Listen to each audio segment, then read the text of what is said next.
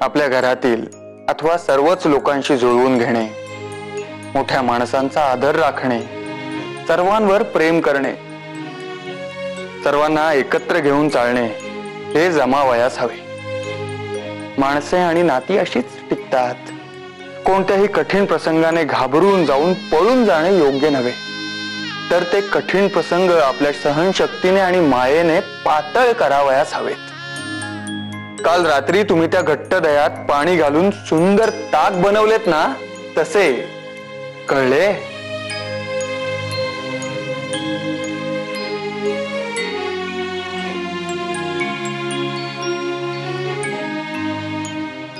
माझी आई म्हणते ताक बनवताना रवी जोरात घुसळू नये, त्याने हातही दुखू लागतो आणि लोणीही बाहेर सांडते।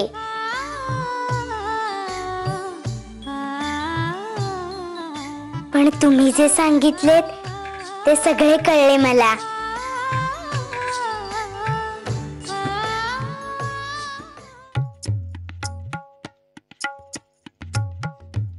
चला आता पुन्हा आपल्या पहिल्या घरी गेल्यासारखेच वाटेल। हो, आत्याबाई म्हणत होत्या नदीकाठच्या घराचे अंगण चांगले चोपून सारवून ठेवलेले आहे माधबाने, तिथे खेळावयास फार मौज येईल ना, हो की नाही आत्या? दाजी, केशवा, ती बोचकी उचलून बैलगाडीत ठेवा भाऊ। चला, आणि आवा ऐकलत का? आवरा आता, जुजबी सामान घ्या, बाकीचे नंतर पाहू। होय चला। अण्णा, गोपाळ आला असता तर बरे झाले असते हो। भागीरथी वेळेत पोचेल तो। त्याच दामजी सोबत निरोप धाडला आहे की सरस्वतीस घेऊन नदीकाठच्या घरीच ये म्हणून। सरस्वती? अगं सरस्वती, ही इथे सरस्वती? अगं बाई, निघायची तयारी झाली वाटतं। जाऊबाई तुम्ही का? आम्ही यायचं नाही वाटतं? अगो बाई, आता काय बाकी राहिलंय म्हणून न्यायला आलात तुम्ही? न्यायला नाही हो, द्यायला चालली आहे। उमा, हे घे, तुमच्यासाठी भेटवस्तू आणल्यात। आणि वंश, तुमच्यासाठी देखील नवीन आळवण आणलंय हो। केवढा तो उदारपणा, साक्षात कर्णाला लाजवलेस हो आज। तुम्ही कितीही टोमणे मारा, मी आज काही सुद्धा म्हणायची नाही। मी तर साखरच घेऊन आले देवासमोर ठेवायला। अगं बाई, पण देव तर सारे आमच्या घरी आहेत, आता काय करायचंय? अरे हो, विसरलेच, मी ऐकले तुम्ही मातीचा गणपती केलाय आणि त्याचीच पूजा करता। नाही, नसेल सांगायचे तर राहू दे, पण कळले हो मला सगळे। त्याच्या समोरच साखर ठेवते आणि सांगते, मनात योजलेले सारे तडीच जाऊ दे हो। आलेच मी। अहो, वहिनी मागचे सारे विसरलेले दिसतायत। वहिनी, त्यांच्या या असल्या गोड बोलण्याला हुरळून जाऊ नका हो। फक्त सरड्याने रंग बदललाय, दुसरे काही नाही। काहीतरीच काय वंश, अहो माणूस आहे शेवटी, सतसत विवेकाची चोचणी लागायचीच, उपरल ती झाली म्हणायची। हे भाऊ मा, भागीरथी, नवीन घराच्या मुहूर्तावर काही चांगले घडते आहे, यातच सारे आले। सागरेश्वरा, पुन्हा सारे एकसंध होऊ दे रे बाबा। मला तर असे वाटते की आम्ही चौघांनी पुन्हा एकदा एकत्र यावे, खरोखर। म्हणजे त्याची साखर ठेवायला गेल्यात की काय त्या? आता वहिनी बाहेर आल्याशिवाय ते कसे कळणार?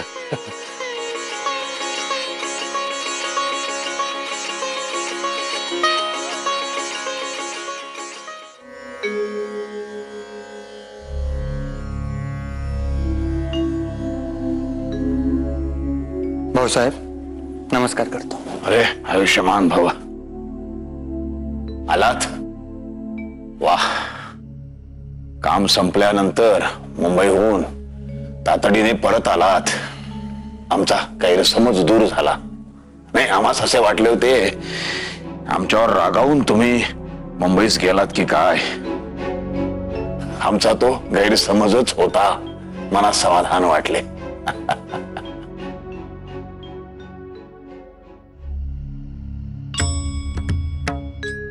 कुठल्या तरी महत्वाच्या विषयावर बोलायचा विचार असतो. बोला मग, बोला.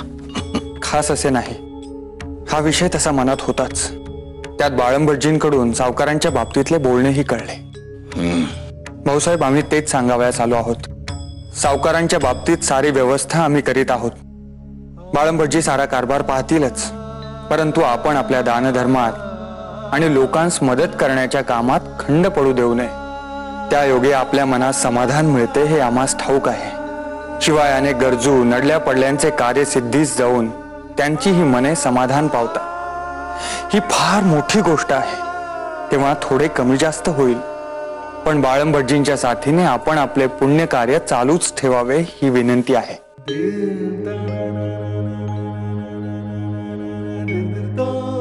माधवा, उरी रुतलेला काटा काढलास बघ, तोही न दुखावता.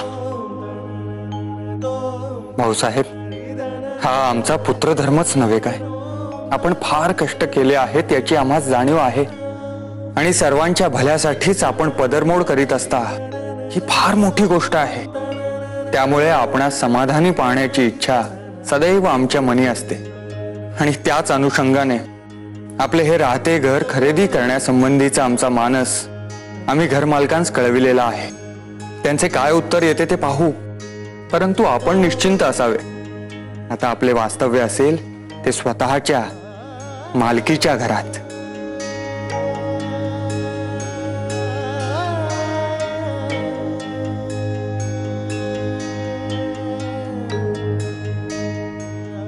स्वतःच्या हक्काच्या घरामध्ये राहावे अशी फार दिवसांची इच्छा होती आमची.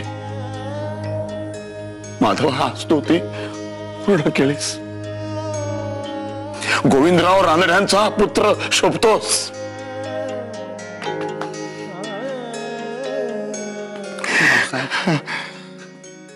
आणखी एक विनंती होती.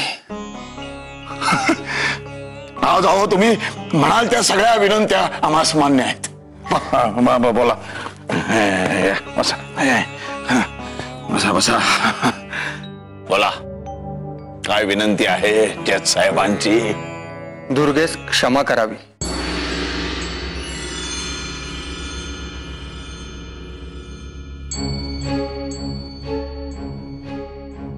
जितक्या लवकर ती सर्वांत मिसळून हसू खेळू लागेल तितके बरे.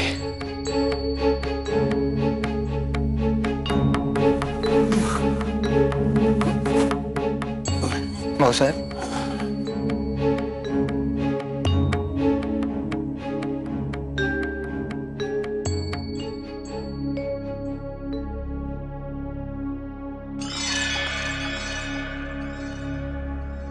दुर्गे, ए दुर्गे,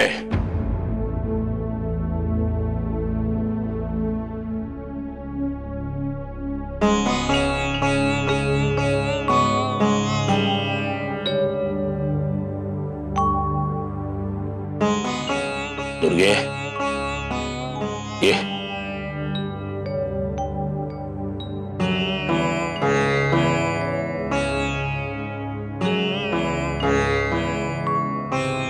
माधवाची अशी विनंती आहे की आम्ही तोच क्षमा करावी, पण या विषयासंबंधीचे आमचे विचार आपण सर्वांस ठाऊक आहेतच, आणि त्यात कधीही बदल होणे शक्य नाही.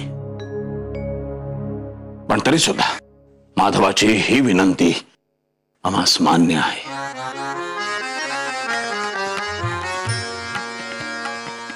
म्हणजे दुर्गेचे तोंडही आम्ही पाहणार नाही किंवा स्वयंपाकघरात जाण्यास ते आम्ही बहिष्कृत केलेले आहे. हा आमचा निर्णय आम्ही मागे घेत आहोत.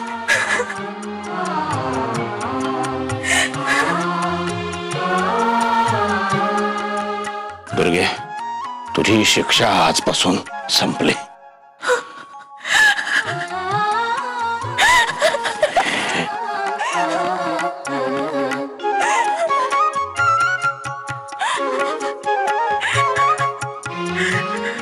रडू नकोस.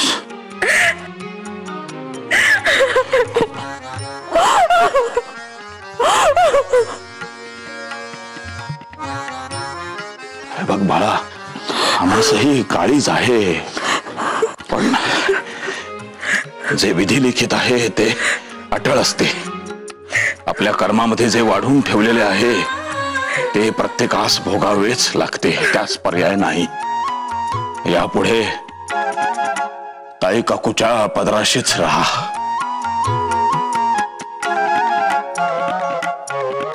तिचा मार्गच योग्य आहे.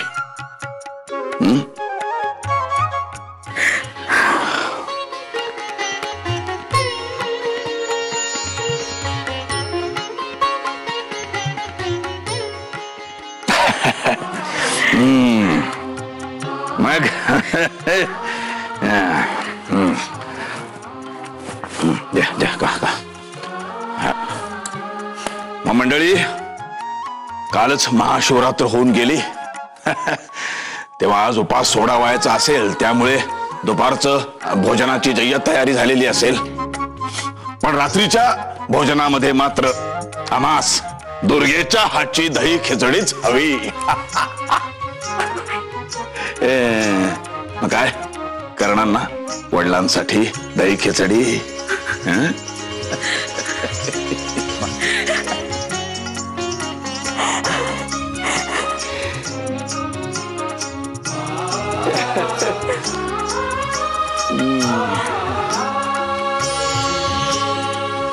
घरातील सगळे वातावरण आनंदाचे आहे, तेव्हा म्हटले आधी देवळात जाऊन यावे.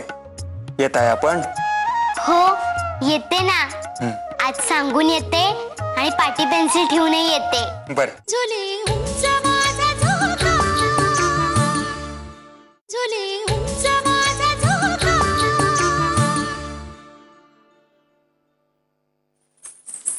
रमाबाई, बरे झाले दिसलात. आम्ही गणपतीच्या देवळात जातो आहोत. येताय? देवळात? असे अचानक? नाही नाही, अचानक नाही. आपल्या घरातील साराच तणाव निवळला, साऱ्यांच्याच दुःखावर फुंकर घातली गेली. घरातील सगळे वातावरण आनंदाचे आहे, तेव्हा म्हटले आधी देवळात जाऊन यावे. येत आहे आपण? हो येते ना. आज सांगून येते आणि पाटी पेन्सिल ठेवूनही येते. बर जा. काय गो, काय ठेवून येतेस? पाटी पेन्सिल. काय? पेन्सिल. पेन्सिल म्हणजे खडू. खडूला इंग्रजीत पेन्सिल असे म्हणतात. स्वतःनी शिकवले आहे मला. आणि काय सांगायला चाललेलात? ताई काकू, आम्ही देवळात निघालो होतो, तेव्हा आत विचारावयास येत होत्या रमाबाई. विचारायला की सांगायला? खरे तर परवानगी मागावयासच. कारण मागच्या वेळेस आम्ही बाहेर गेलो होतो तेव्हा जो गोंधळ झाला होता तो यावेळेस व्हावयास नको. देवळातच जाताय ना, मग कसली हवी आहे परवानगी? जा, जाऊन या. हा, पण येताना सगळ्यांसाठी प्रसाद आणा, विसरू नका. चला. हो. थांबा, आता काय देवालाही जाऊन शिकवणार? द्या ती पाटी. चला. हो.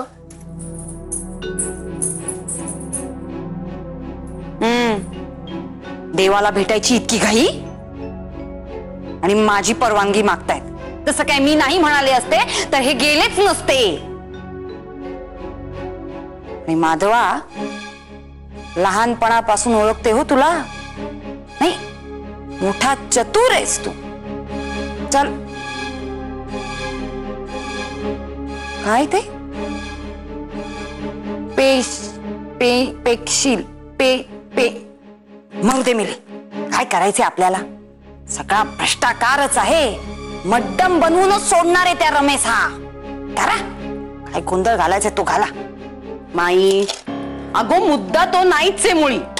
मुद्दा हा आहे की खिचडी दुर्गेने केली होती की नाही. आणि भाऊसाहेबांनी मारे मोठा कहर करून दुर्गेस शिक्षा दिली. पण काय झाले माधवाने जरासा शब्द कुठे टाकला की बिघडले हे. मग त्यात काय बिघडले? बिघडायचंय काय त्यात? अगो ताई, पण अशाने भाऊसाहेबांच्या शब्दाची किंमत कमी होते ना. अगो वचक कसं राहील म्हणते मी. प्रत्येक गोष्टीत तुम्ही लुडबुड केलीच पाहिजेत का हो? काय मी लुडबुड केली ग? हा, काय केली? मग काय आम्ही करतो? कित्येकदा तुम्हाला सांगावं लागतंय. ताई असे काय करताय? अहो जेवताना तरी उणी नकोत ना. आपण आधी शांतपणे जेवूया. हा तसे तर तसे. मला सांगा, रमा कुठे आहे? अगो बाई बघ, तुला सांगायचेच राहिले. रमा गेलीये माधवा बरोबर देवळात. ये. अगो बाई, भर दुपारी गेलीये देवळात? हो नाही म्हणजे काल दिवसभर उपवास होता ना तिचा. भुकेने जीव अगदी कासावीस झाला असेल हो. नाही हो, म्हणजे काळजी वाटते. बाहेर भूक लागली ना तरी एका शब्दानेही ती माधवास सांगायची नाही. उगाच भोळ वगैरे आली तर अगो माई, तू कशाला उगाचीच काळजी करतेस? हा, आणि एवढेच जर असते ना तर त्या दोघांना नको का समजायला ते? बघितलेस माई, विषय कुठलाही असो, आमच्या जाऊबाईंना मात्र त्यात बोलायलाच हवे. मी काय चुकीचे बोलले ग? काय चुकीचे बोलले मी? उगाच आमच्या सुनेबद्दल कशाला बोलताय तुम्ही? सून म्हणजे काय? माझी कोणीच नाही का? नाही, तुम्ही चुलते आहात, आम्ही सख्खे आहोत. नाही कोणालाच हे? तुला ही पुस्तके वाचता येतात? सगळी नव्हे, पण थोडी. आणि तुला? म्हणजे मला अजून तरी नाही येत. मी तर यातली गोष्ट सुद्धा वाचू शकते. वाचून दाखव.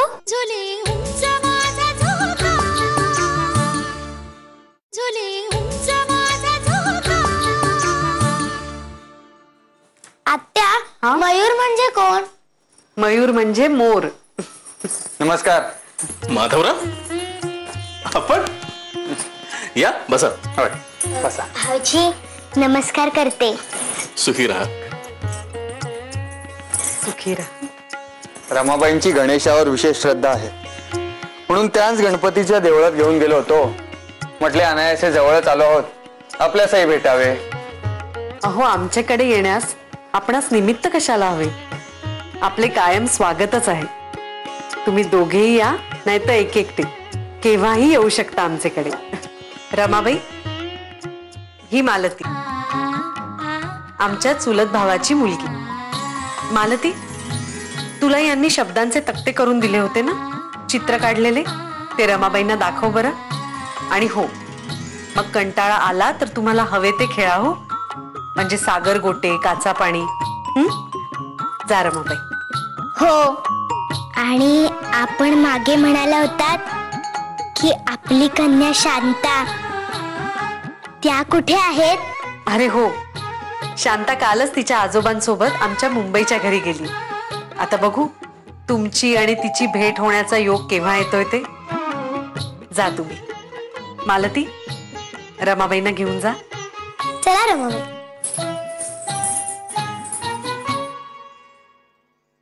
मुलगी अकाली प्रौढ व्हावयास नको, म्हणजे आपण होता होईतो त्यांना समवयस्क मुलींमध्ये वावरावयास मिळेल असे पहावे असे आम्हास वाटते. अर्थात आपले धाकटे बंधू त्यांच्याच वयाचे आहेत. हा एक चांगला योग आहे म्हणा. खरे आहे, पण आज आपल्या घरी येण्याचे मुख्य कारण म्हणजे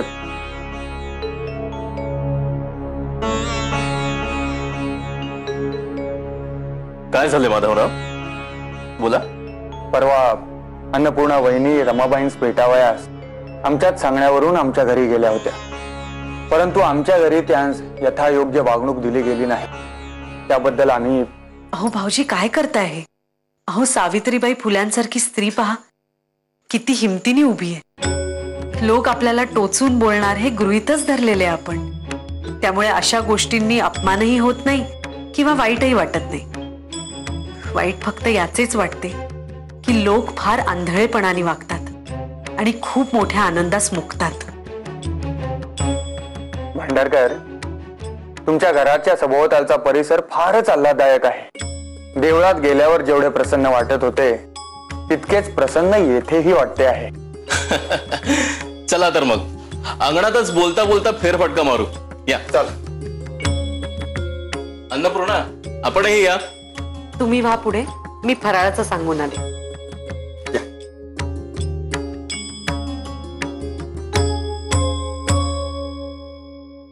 तुला ही पुस्तके वाचता येतात?